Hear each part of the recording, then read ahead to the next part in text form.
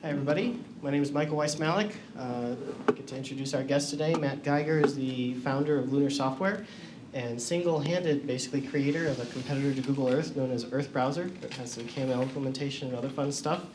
He's here to talk today about that and other projects. Thanks, Michael. So first, I'd like to thank Michael for inviting me to talk here today. It's a great honor. I'm just forgive me if my slides are a little corny. It's the first time I've ever used Keynote, so bear with me. My name is Matt Geiger, and I've been a self-supporting shareware author for over 10 years now, primarily creating EarthBrowser, which is a software competitor to Google Earth, which actually predates Google Earth or Keyhole. The initial release was in 1998. EarthBrowser was the first virtual globe, as far as I know, that actually updated its information over the internet. So I'm going to talk about EarthBrowser and an exciting enhancement to KML that I hope can make it into the standard. So what is EarthBrowser 3.0? If you go to earthbrowser.com, it's an Air application. It has a number of advantages over previous versions.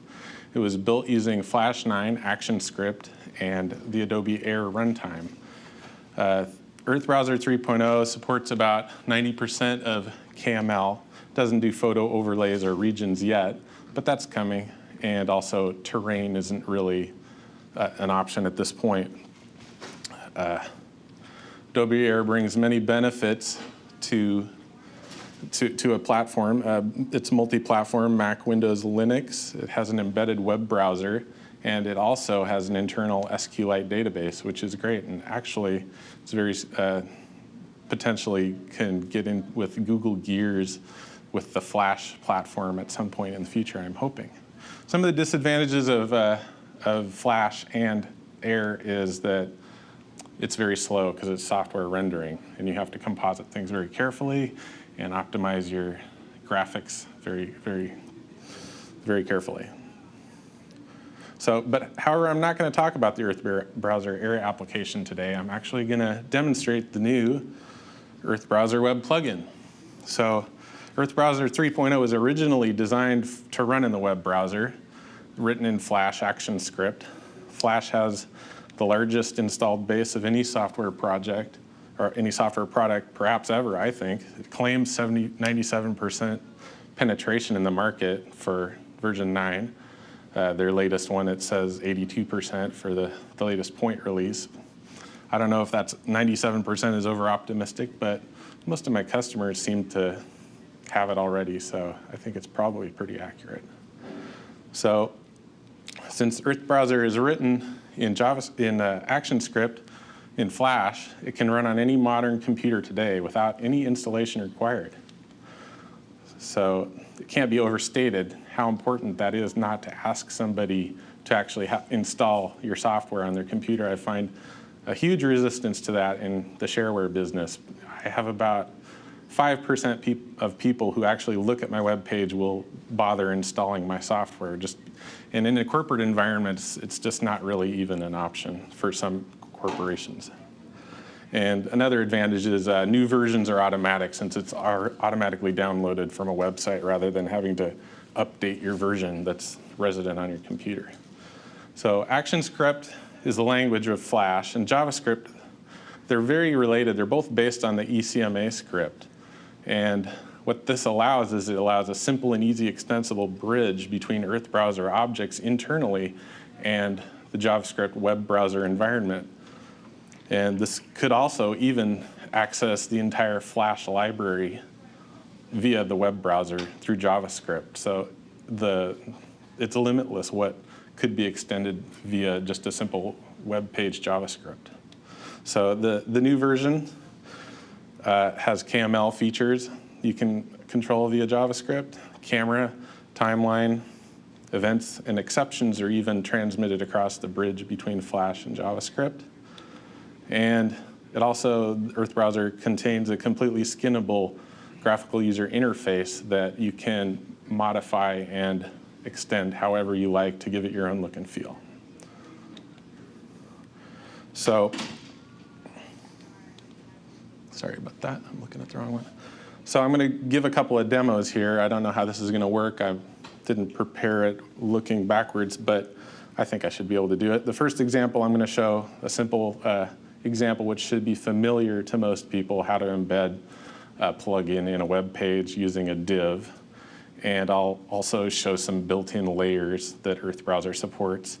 And next I'll show adding a simple placemark using, if anybody reads my blog at .earthbrowser.com, I've kind of come up with JS KML, which is a JavaScript dialect of KML. It basically mirrors KML in a JavaScript object notation. Not strictly JSON, which has its own rules, but JavaScript object, just like in a JavaScript. So after that, I will show an embedded GUI example and utilize some event callbacks. And then coming back to the slides here, I'll show a proposed KML extension, which I'm actually really excited about. It saves a lot of space, and it enables some new functionality. I think it's just the way KML should go in a lot of ways. So I'm excited to talk about that. And finally, I'll come back. I'll go back and show an example of that KML extension in the web browser. So let's go to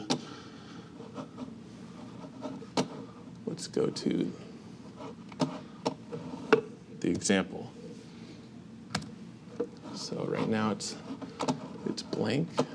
Where is my mouse?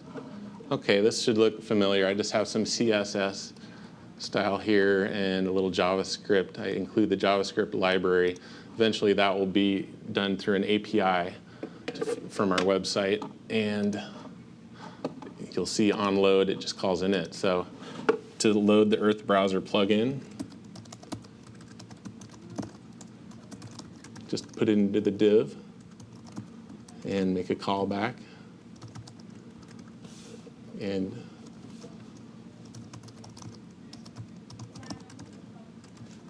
it'll pass you back a reference to the embedded plugin. So let's just add a couple things. I'll add, oops, looks like I lost focus. I'll add the night, I believe. I'll also add, let me just copy and paste to make this quicker.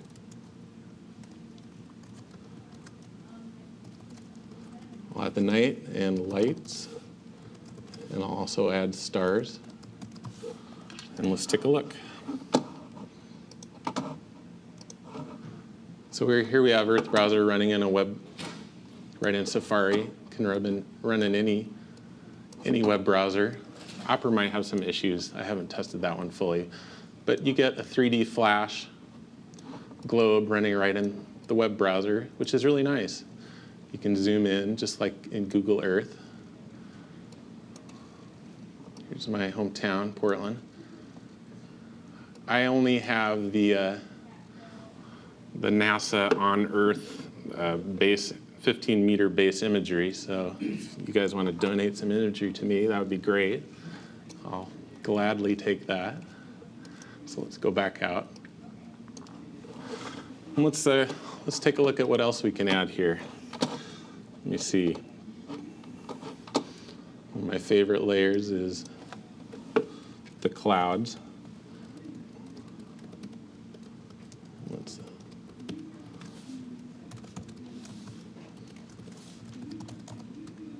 Oops. Earthquakes too.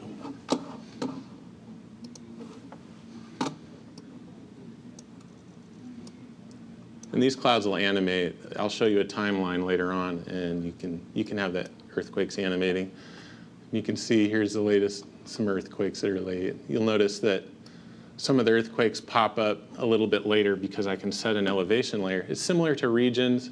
I'd like to make some changes to the region KML, but that's probably not an option, so I just made my own extension. And some are faded out because I also have another extension to KML which fades as time goes on. So for a level a magnitude 2 quake, it fades out over 2 days. So if I did a time animation, you'd see these pop up and fade out.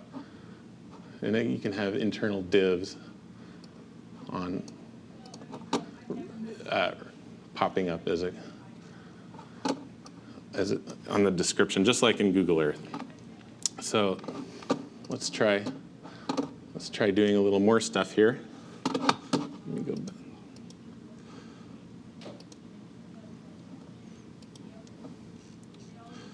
So you guys probably don't need to see me typing in, so I'm just going to copy and paste some stuff.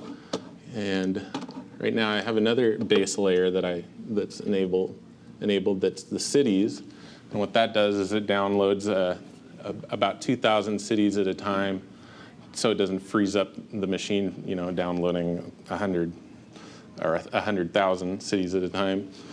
And you also can there's a special callback for if you click on a city. So that could be very useful in extending the globe to, say, if you click on Paris, France, you're going to have some sort of list of things you want to show up in the graphical user interface for that city. So I'll just give a simple demo where it'll just pop up the information for a city as you click it in.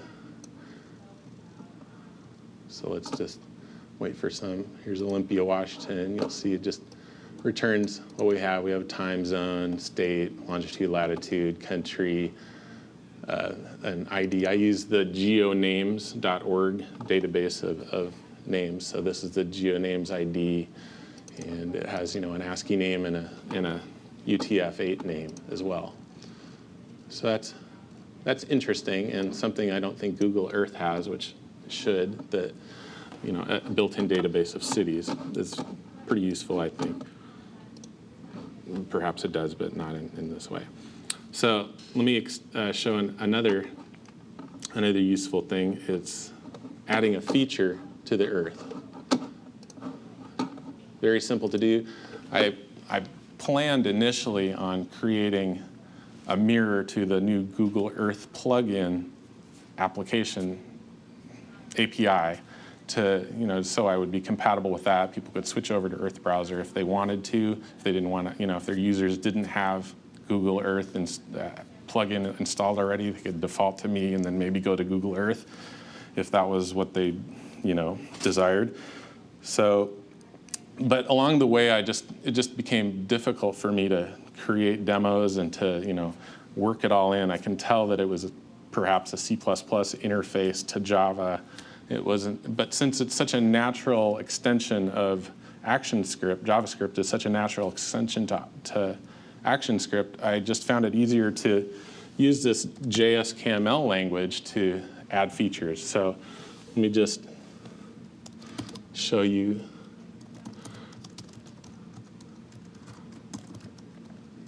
Add feature. And so JS KML, everything is encapsulated in an object, so you can give it a label as to what it's going to be. So I'm going to add a placemark here. Did I do two? No, just one. Placemark, name, test. And here's another bone to pick I have with KML.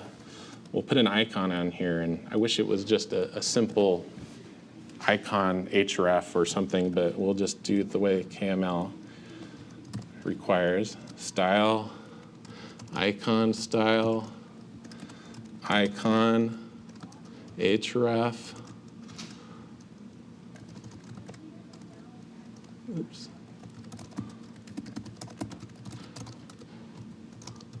Oops. Ugh. Let me copy and paste. I'm not used to bending down so much. There are disadvantages to being this tall. Ugh. Okay. So, and let's also give it a position.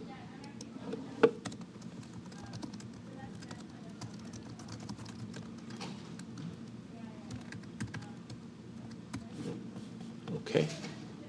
Make sure we have commas. And let's go back and see what we got. So there's our place mark.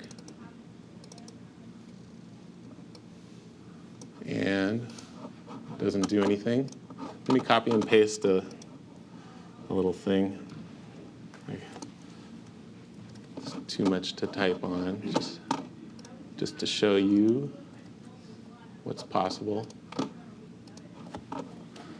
The built-in div things can show built-in Flash My name is layered on top. Rademacher. I'm a technical lead. Very fun presentation to watch. So that's a basic way to add a feature, and you can also add. Whoa, everything's getting all wavy. You can add an event to that.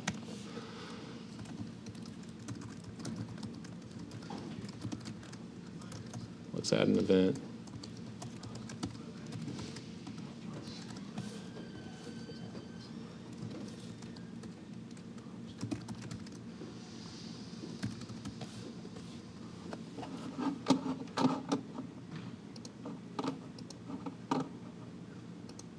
Oh wait, I already have a description, so that's overridden. Sorry about that. I will delete that.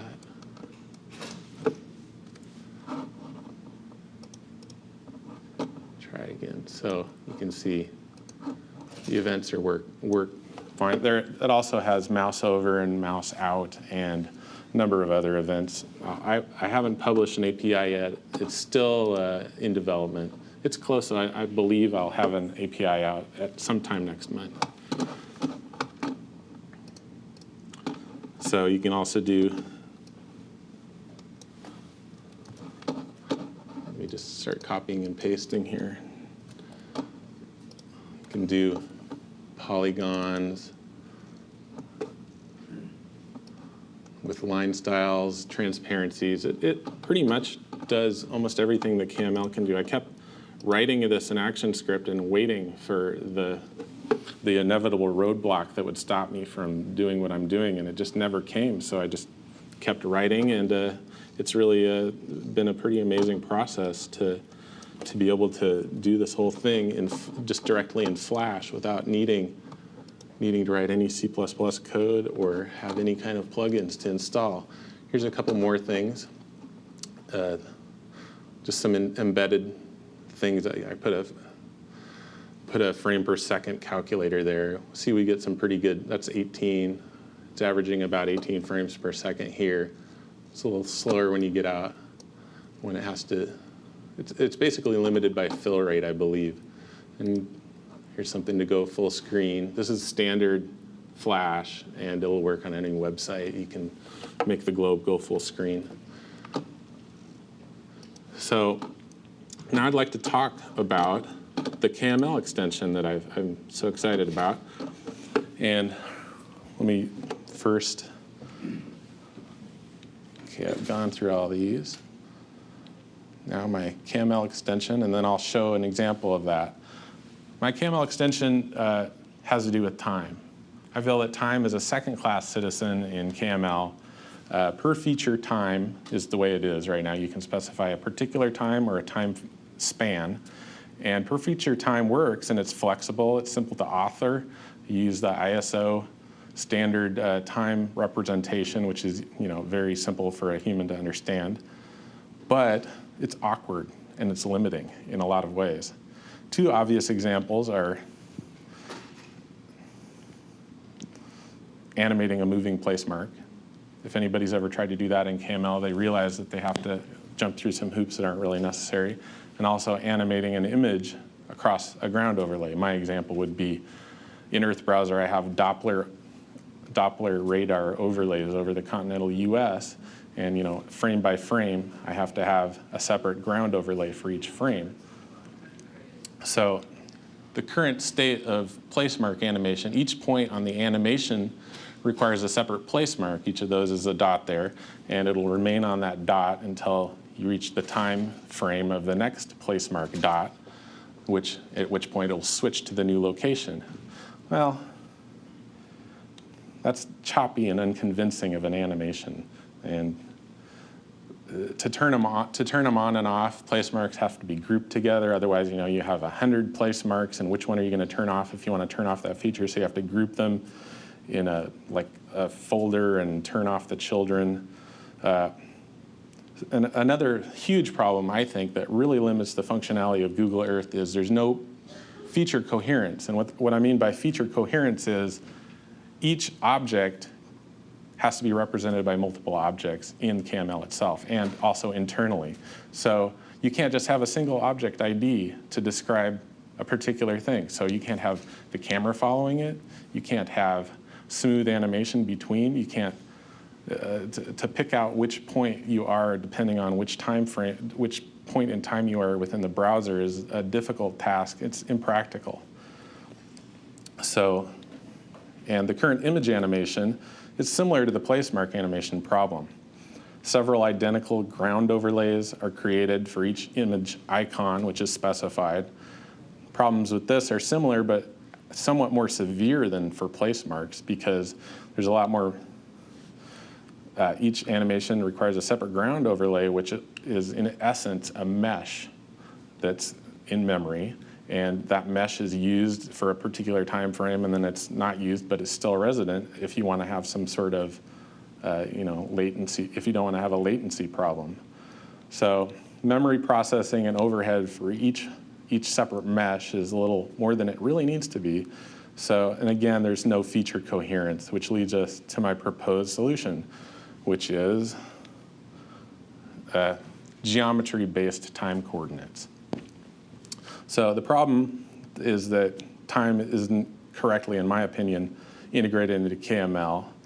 Currently, geometry is three-dimensional, which is a convenient abstraction. It's something we can all understand. However, reality is we live in a four-dimensional world, space-time.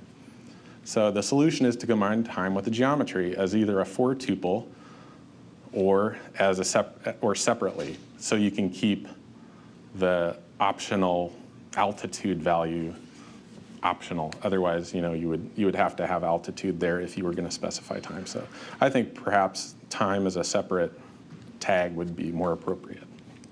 Or so to do this, you can't really have the ISO 8601 interleaved with these floating point numbers, which are the latitude, longitude, and altitude.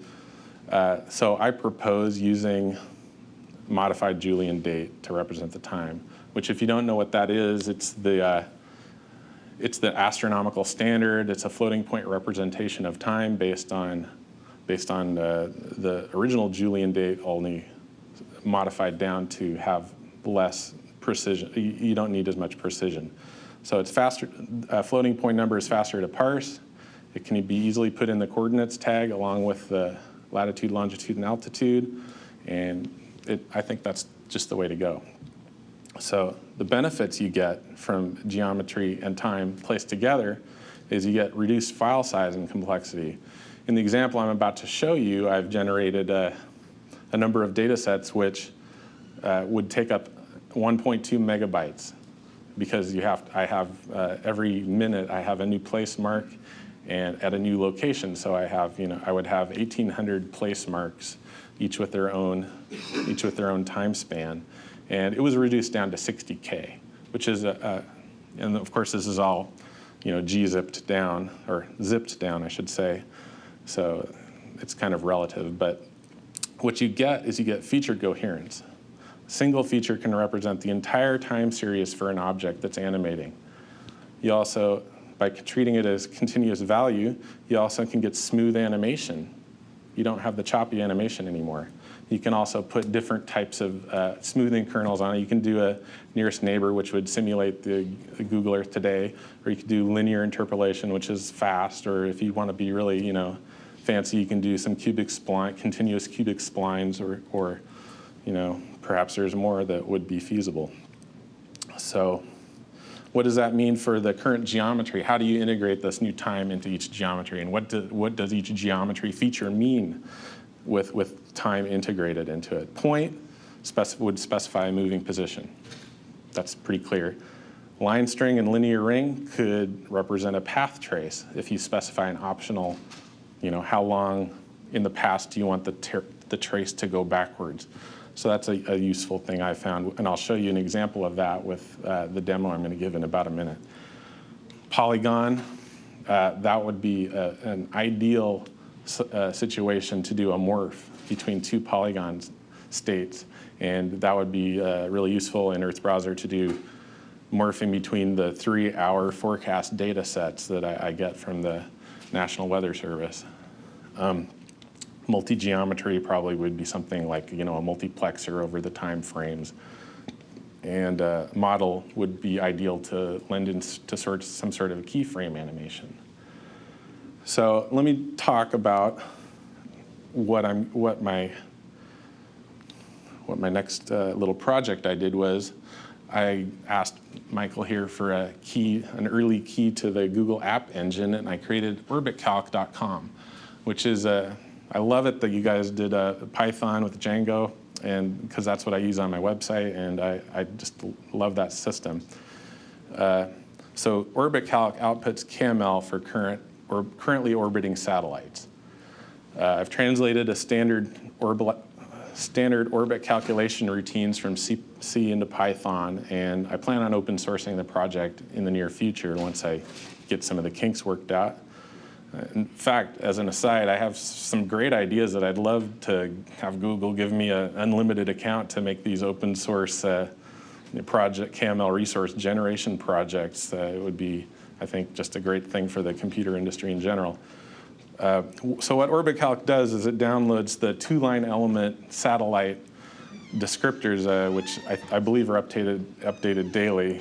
I'm actually waiting for my own redistribution agreement from NORAD and the Space Command, but maybe Sergi could talk to them and get me one quicker, but they haven't replied yet.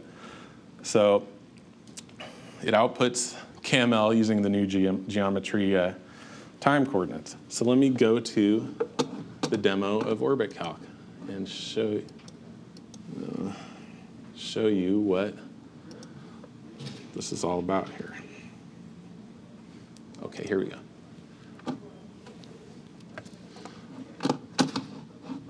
There he is.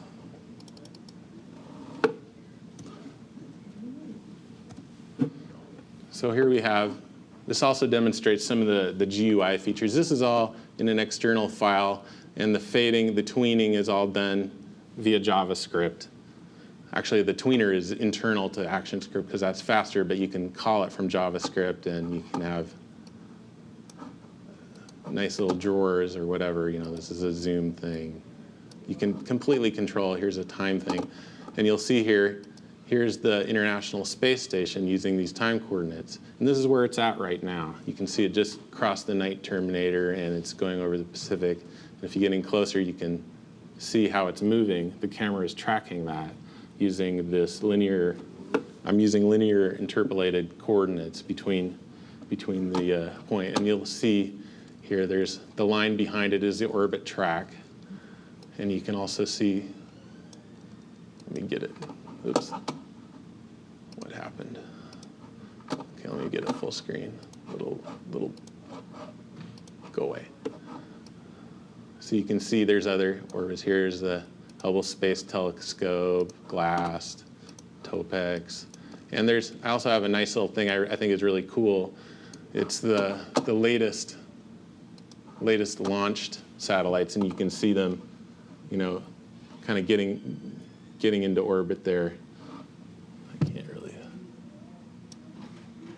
I don't have a huge time frame for this, but you can see as they're making their passes, decelerating a bit to get into a stable orbit. So that's the example of these time coordinates in action, at least in the point and the line string sense. So let me just go back and finish this talk off and talk about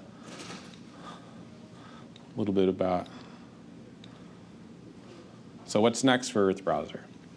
Flash 10 is out in beta now, and it has some great new features. I didn't expect this, but they have hardware optimized 3D rendering to some extent in a restricted format.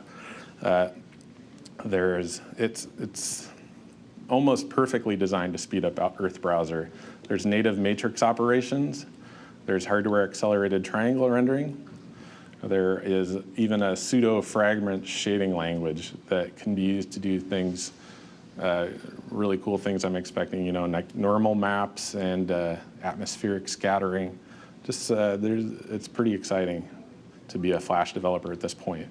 So what's this all going to mean? It's going to mean EarthBrowser is going to have terrain probably within the next 12 months. And I'm also working on 3D collada models and GPS track importation over the web. That'll be pretty neat for people who want to keep track of all the hikes that they do and share hikes with their friends. And I've actually begun work on an iPhone version. So that's my talk. And if anybody has any questions, please feel free to ask away.